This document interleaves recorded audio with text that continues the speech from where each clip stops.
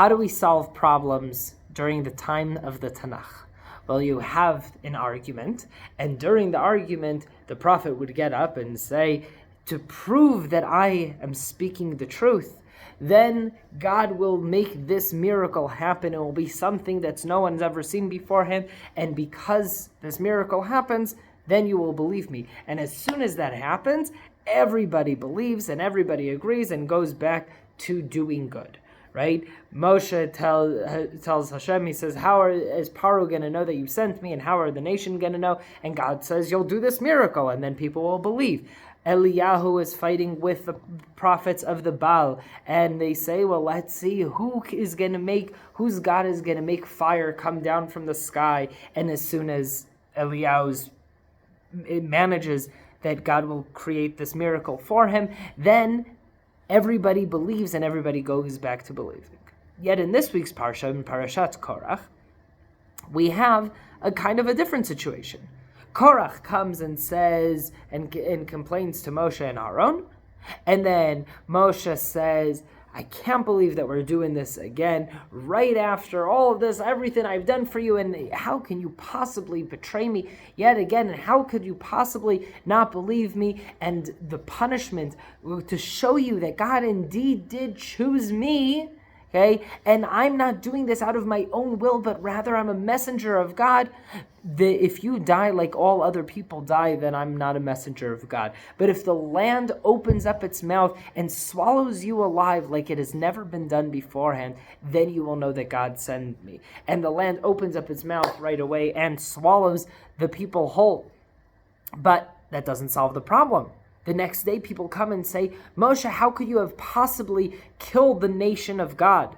And then God sends a plague, right? A second sort of miracle of sorts, and this doesn't solve anything either. And how is it resolved in the end?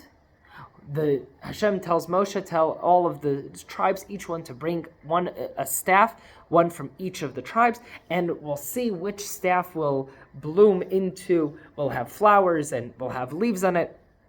And the tribe and our own stick, when it flowers and blooms, only then are people willing to accept it. Now, if you look in the beginning of the Parsha, you can see why this does not work in this specific situation, right? The entire time throughout Tanakh, we said, it works. People complain, you show a miracle, and then it's fine. But over here, there's something different. Korach and his people don't come and complain about Moshe and his leadership. Moshe is not being challenged over here. Everybody has seen the miracles that Hashem has performed through Moshe throughout the time, splitting of the sea, the 10 plagues, everything. We've seen it. We believe Moshe is the leader. No one's doubting that. But second in command, Aaron HaKohen, Korach says, I can do that. We can all do that. Why did you pick your brother? And here's the mistake. This is from Rabbi Sacks.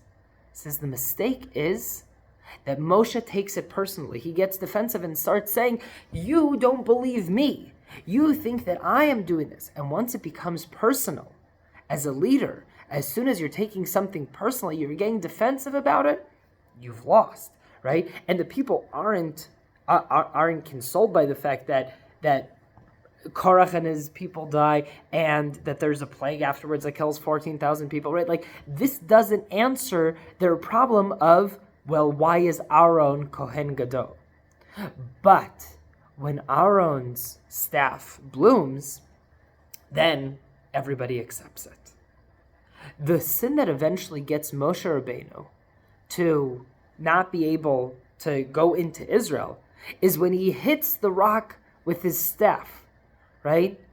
And he says, what, you think I can't bring out water? Right? It becomes a personal thing. It says that when as a leader you are taking things personally and you are getting offended or feel attacked by the nation, then at that point you're no longer fit to be that leader. And therefore Yehoshua needs to take over when we go into Egypt. But as Rabbi Sacks finishes this, he says, the most important rule to take as a leader is do not take it personally. Shabbat Shalom.